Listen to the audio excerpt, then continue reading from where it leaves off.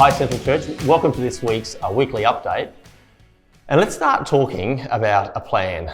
Last week we talked about our roadmap out, not necessarily being a roadmap back. We're not necessarily getting to go back to the way things ordinarily used to be, but we are going to make our way out of this coronavirus lockdown situation.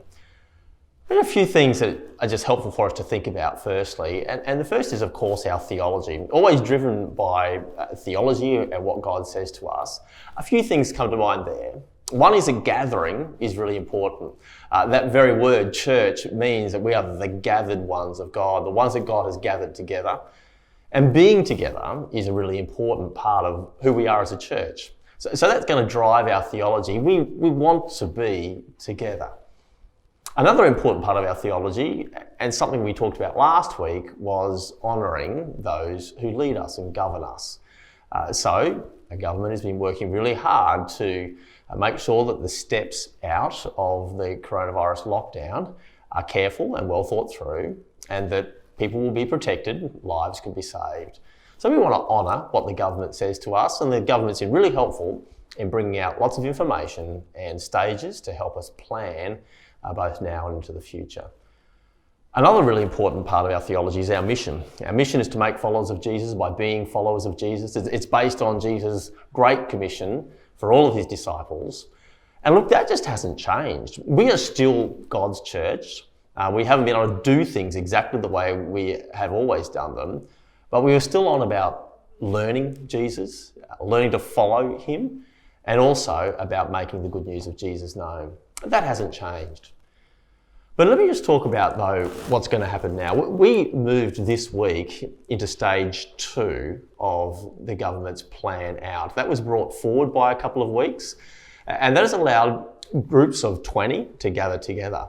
So what's happening now for us is we're saying to home groups, we want to encourage home groups to do that gathering together. You can do that in your homes, provided that homes are big enough to allow that to happen, or on church facilities.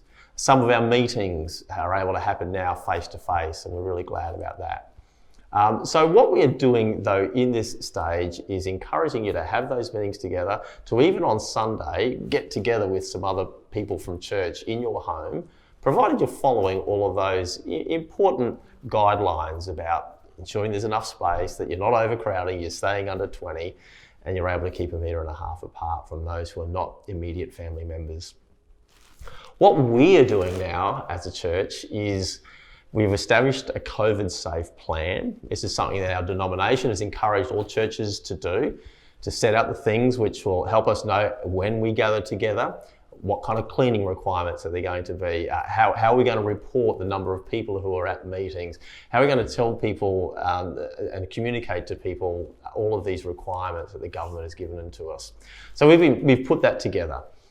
We're collating and going through the things which you have said to us in the survey that we sent out in just last week's email. If you haven't got to it yet, please do so in a real hurry, because we want to go through all of that data, and that will help us consider our plans moving forward. Which is then what we're doing. We're developing a plan for stage 3, which is in the middle of July. For us, the date we're aiming for is when term 3 starts in July.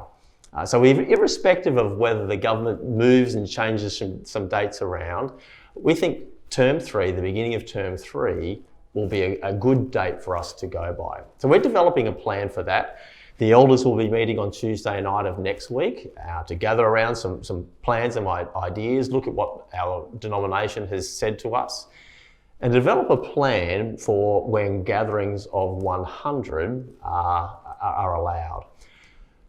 We're also in this next phase, in stage 2, which we're currently in, preparing ourselves for those gatherings of 100. That means that on June 13, a lot of your group leaders, team leaders, will be getting together for a training morning. We're going to look at all the requirements and what it's going to mean for us as a church right now, but also as we gather in groups of 100. What will church services look like? What would it look like for our connect teams, our welcome teams? How are we going to register the people who've come and collate names? What are the cleaning requirements for all of that? How might music and singing be different? We need to talk about all those things together. Then after that, at the end of June, we're going to have our Equip Week. So normally there'll be a Equip Week that we organise. If you're familiar with the calendar of the church, at the end of every term, we'll have an Equip training time. We're going to be quite specific for this Equip Week. In all those teams, Connect teams and youth ministry teams and home group leaders will get together so that all of this can be communicated well and clearly to those team leaders.